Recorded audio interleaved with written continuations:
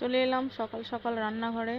বাবা ডিউটিতে বেরোবে, সেই জন্য দেখো আলুর দম মতো করেছি, আর মুড়ি দিয়ে খাবে। আর মায়ের অমাবস্যা বলে একেবারে তরকারিটা করে নিলাম, দম বলা চলে না, আলু কষা।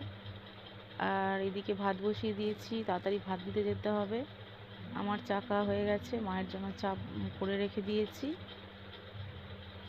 কিভাবে কাজ করলে কি করে তাড়াহুড়ো করে করবো সেটাই ভাবছি, দাঁড়ানোর একটুও সময় নেই। আর বাবাকে খেতে দিয়ে দিয়েছি, দেখো খাচ্ছে ওর বাবা এখন বসে। বাসন পড়ে আছে বাথরুমে, এই যে মুছে ধুইনি পর্যন্ত, রান্নাঘরে চলে এসেছি। এই যে বাসন পড়ে আছে, এসে মাজছি। দাঁড়াও, টিউশন পড়াচ্ছিলাম গো, পড়াতে পড়াতে এইসব করছি, মানে পড়াতে ওইগুলো করছিলাম। পড়ানো হয়ে যেতেই মাত্র রান্না বসিয়ে দিয়েছি, চালটা ঢালা হয়নি। ভাতটা সেরে ফেলে আর বাসনটা মেজে নিলাম, নিয়ে স্নানটা ছাড়লাম। এবার পুজো করব। এবার বাবার তাড়া নেই, বললো আমি একটু দেরি করেই বেরোবো, তোমাকে তাড়াহুড়ো করতে হবে না, তুমি স্নান করে পুজোটা করে নাও, তারপর তরকারি বসাবে, দিতে যেতে হবে ভাত। ছেলে নেই যেহেতু, চলো নেমে যাই। বৃহস্পতিবারের পুজো, অনেকটা সময় লাগবে, চলো।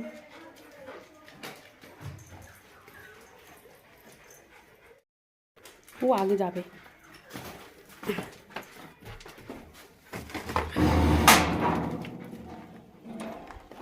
এদিকে দেখো একটা গাছ বসিয়েছিলাম, টগর ফুলের গাছ, বেশ দিন 15 হলো, অনেক অনেক ফুল ফুটছে, যে ফুল দিয়ে আমার পুজো হয়ে যাবে।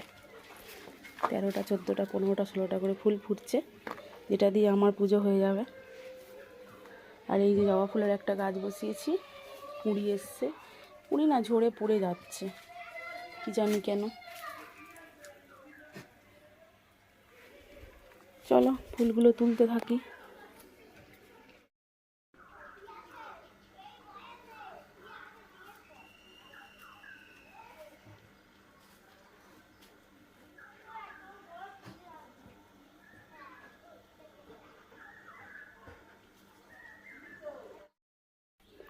নিজের গাছের ফুল তোলার মজাই আলাদা।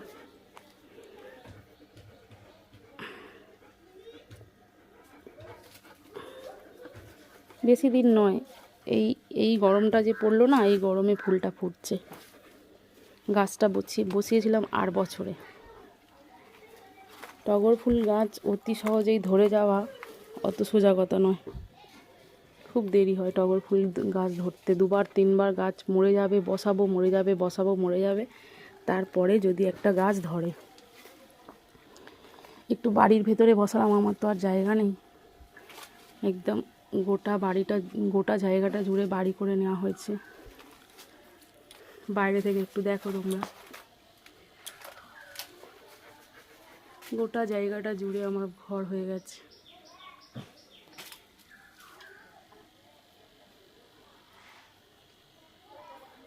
সবসময় তো ভেতর থেকে দেখো, আজকে একটু বাইরে থেকে দেখালাম। এটা হচ্ছে আগেকার ঘরবাড়ি, আমি বাড়ির পেছনেই গাছ লাগিয়েছি বলে হঠাৎ করে মনে হলো তোমাদের সাথে একটু শেয়ার করি, তাই শেয়ার করতে পারলাম। দুটো দূর্ব তুলি। এটা হচ্ছে আমার খুশাশুড়ির জায়গা, উনি বাড়িতে থাকে না, বাপের বাড়িতে থাকে, ছেলেকে নিয়ে কাকা মারা যাওয়ার পর। এইখানে দূর্ব থাকে, দুটো দূর্ব এখান থেকে তুলি।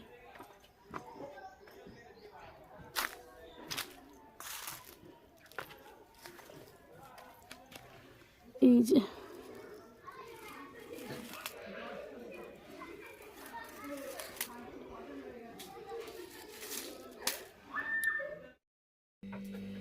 কালকের দেখো শিবরাত্রি করেছিলাম বলে ঠাকুরটা নিচে নামিয়ে পূজা করেছিলাম, আর পরিষ্কার করবো, চলো।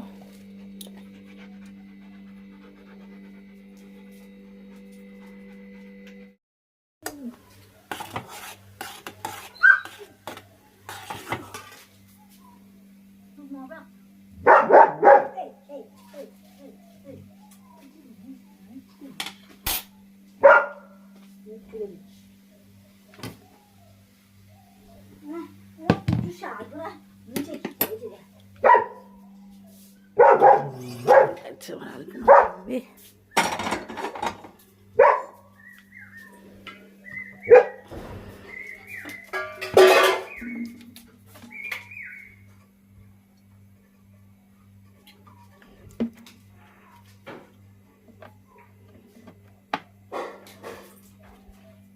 এখনও রান্নাঘরে যুদ্ধ চলছে, যুদ্ধ করছি এখনও। পূজাটা একদম সারা সেরে কমপ্লিট করে বাইরে এসেছি। বাইরে এসে দেখো আমি মায়ের জন্য একটু পরোটা ভাজছি। এই যে মায়ের জন্য একটু পরোটা ভাজছি, কারণ আজকে হচ্ছে অমাবস্যা, মা ভাত খায় না, সেই জন্য মায়ের জন্য একটু পরোটা ভেজে দিচ্ছি। আর এদিকে সোয়াবিনের তরকারি বসেছে, এটা করেই ওর বাবাকে ভাত দিতে যেতে হবে।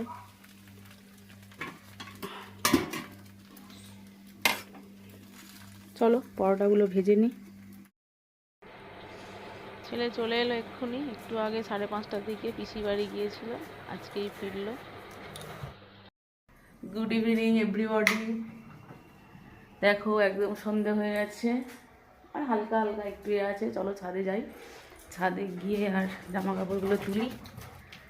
আমার থেকে আগে কুট্টু ছুটেছে।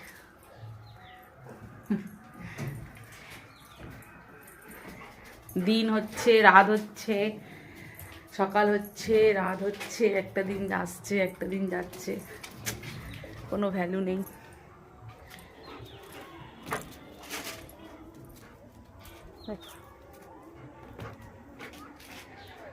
খেলা হচ্ছে।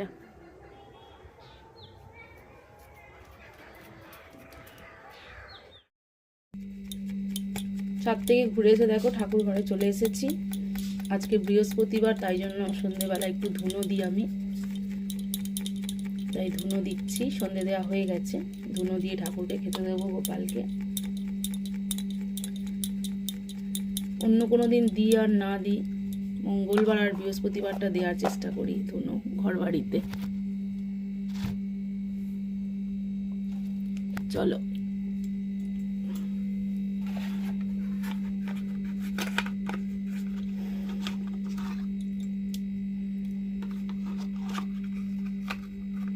বাতি নিলাম একটা তুলসী থানে, প্রত্যেকদিন সন্ধ্যেবেলা একটা করে বাতি দিই।